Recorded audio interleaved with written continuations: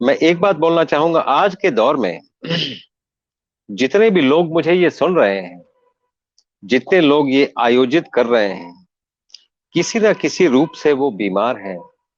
तन, मन, या कहीं ना कहीं से देयर इज सिकनेस।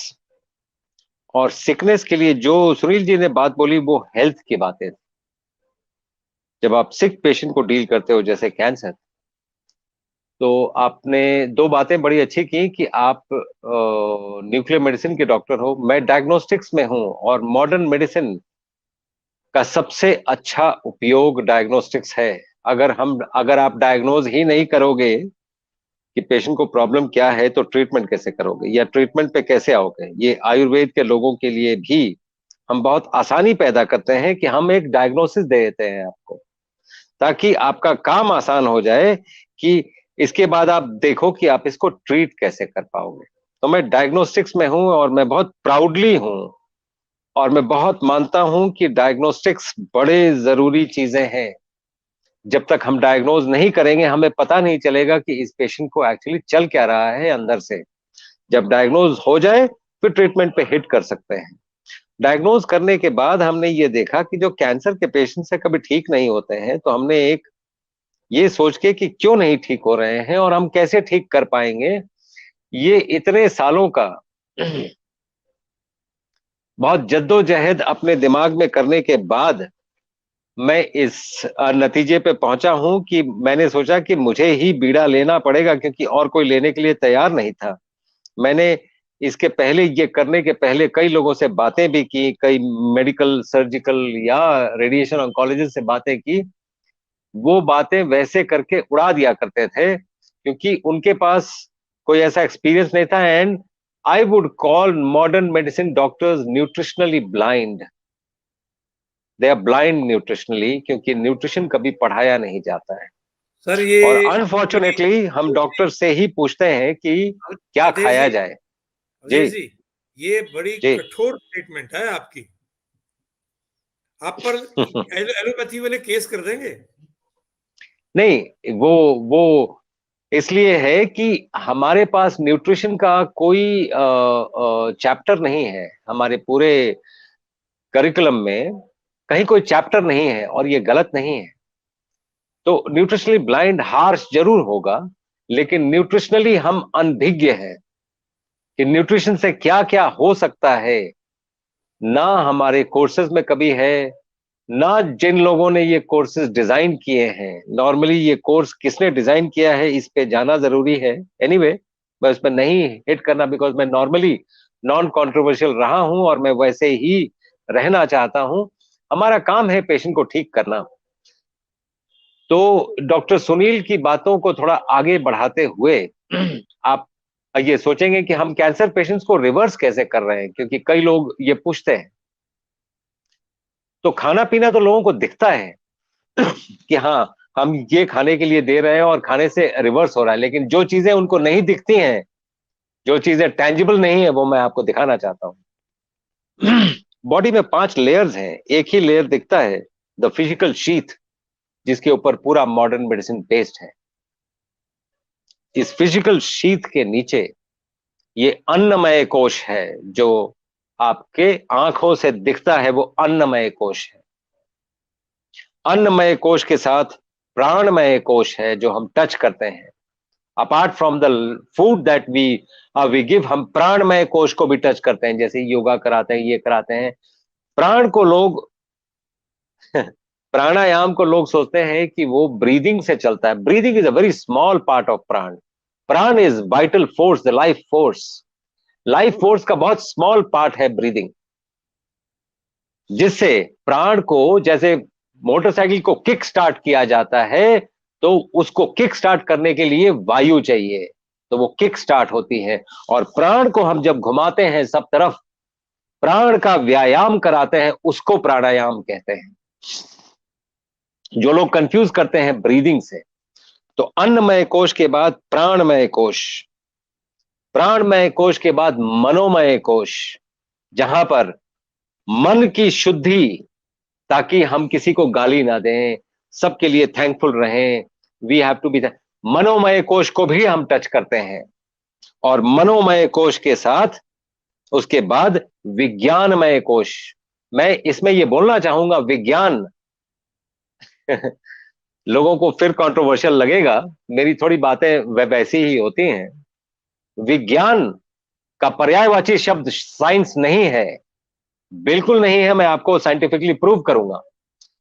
विज्ञान विशेष ज्ञान है।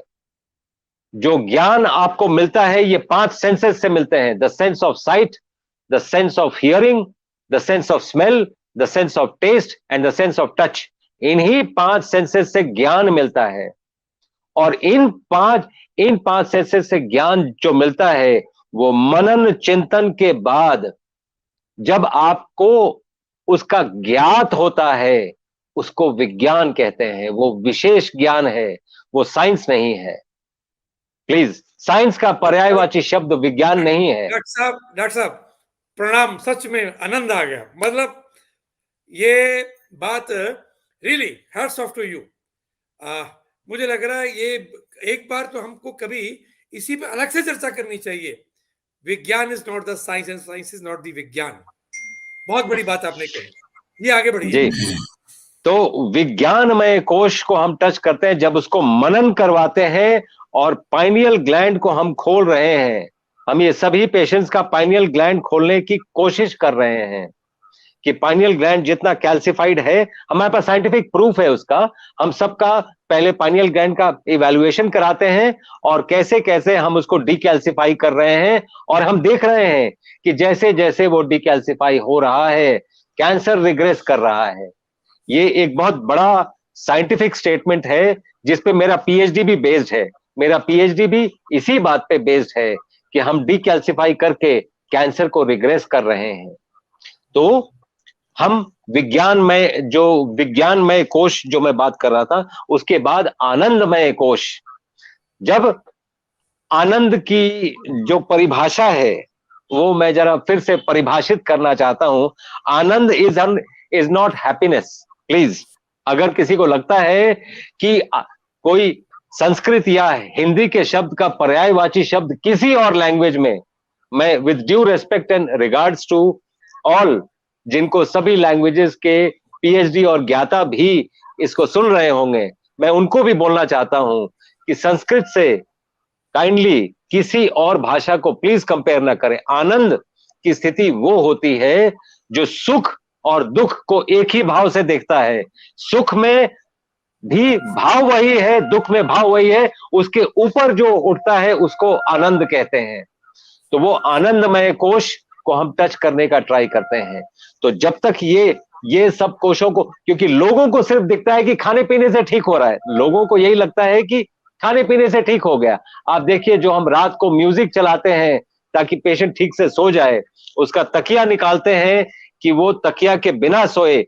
हमारा इंटेंट बहुत साइंटिफिक है कि जब आप तकिया हटा देंगे, आपका सर यूं था तकिया लेके, तो ब्लड को फ्लो करने में एक किंक आ रहा है।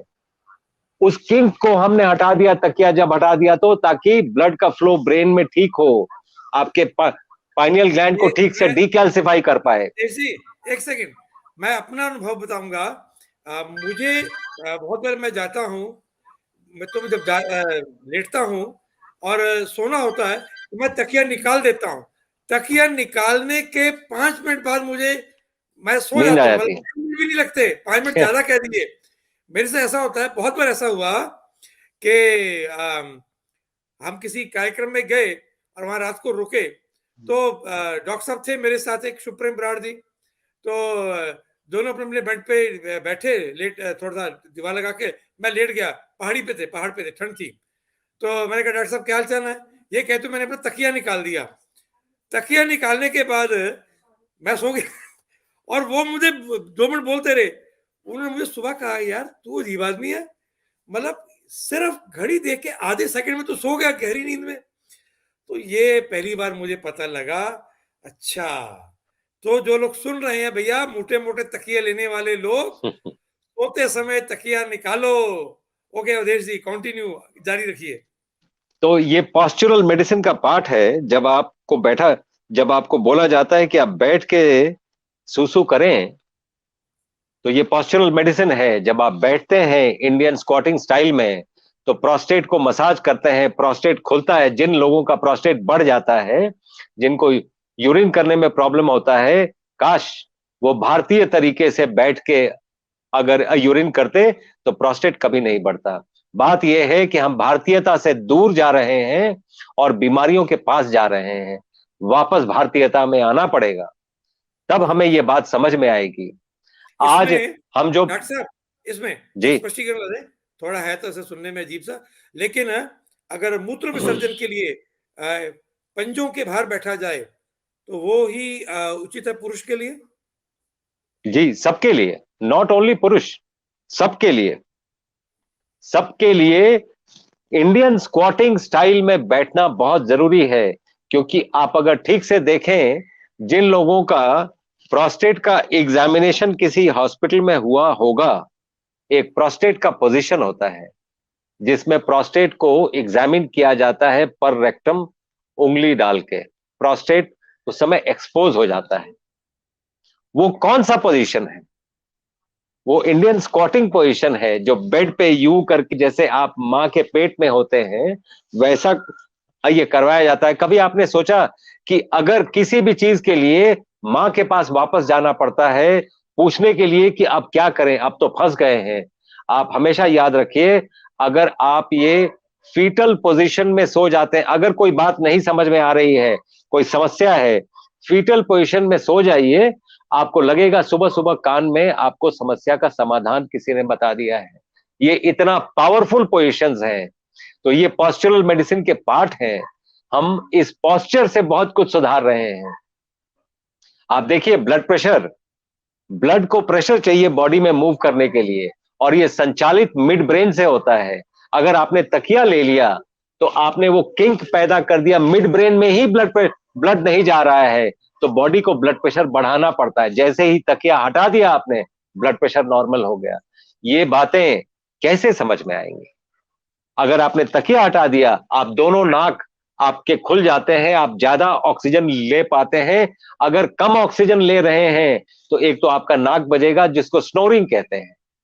तो स्नोरिंग से आपका वो ट्राई हो रहा है कि ऑक्सीजन ज्यादा ब्लड में ये आ जाए, वो आ नहीं पा ये रहा है, इसीलिए अवधेश ब्लड जी, प्रेशर बढ़ रहा है। जी अवधेश जी, ये प्रेम शर्मा जी जी कह रहे हैं, doctor Awadhesh Pandey ji, you are Maharshi, touching your feet, ये आपके सामने कमेंट आ रहा है जरा। चलिए, जी। कंटिन्यू। हाँ, तो प्रेम जी की तो ये बात। था सर। तो ये छोटी छोटी चीजें हैं जो हम अगर ठीक से अपनी जिंदगी में प्रयोग करें तो यकीन करके चलें, बीमारियां नहीं होंगी। हमने अपने आराम के लिए, आप देखिए, मैं आपको एक एग्जाम्पल बता के अपनी वाणी को विराम दूंगा। नरसिम्हा राव जी ने बहुत अच्छा काम किया कि इकोनॉमी खोल दिया था। लेकिन आप एक चीज देखेंगे कि एग्जैक्टली उसके ठीक एक साल बाद से लेके आज तक मेल्स में प्रोस्टेट का कैंसर और फीमेल्स में ब्रेस्ट का कैंसर बहुत बढ़ गया है। 3 से 4 गुना ज्यादा हो गया है। अब हुआ क्या है कि सभी घरों में जब बैकएक होता है तो लोग सोचते हैं कि ये इंडियन स्टाइल तो बहुत खराब है, चेयर वाला पॉटी लगाना जरूरी है। हमने नीचे बैठना बंद कर दिया है। सभी के घर में इंग्लिश वाला टॉयलेट सिस्टम है और प्रोस्टेट कैंसर्स बढ़ रहे हैं। ये बात जब मैंने यूरोलॉजी फोरम में, जब मुझे बुलाया गया था एक दूसरे लेक्चर के लिए सीएमई में, जब मैंने बोला, उनको बहुत आश्चर्य लगा कि हमारा ध्यान कभी क्यों नहीं गया इस पे। और they have started thinking that way कि कहीं ऐसा नहीं हो कि हम ब्लड प्रोस्टेट में ठीक से जा नहीं रहा है तो वहां पर कैंसर हो रहा है। अगर हम ठीक से ब्लड पहुंचा पाए तो शायद कैंसर भी हम प्रिवेंट कर पाए। तो ये एक स्टेटमेंट है जो मैं ये देना चाहता हूं। आप भारतीयता में आए।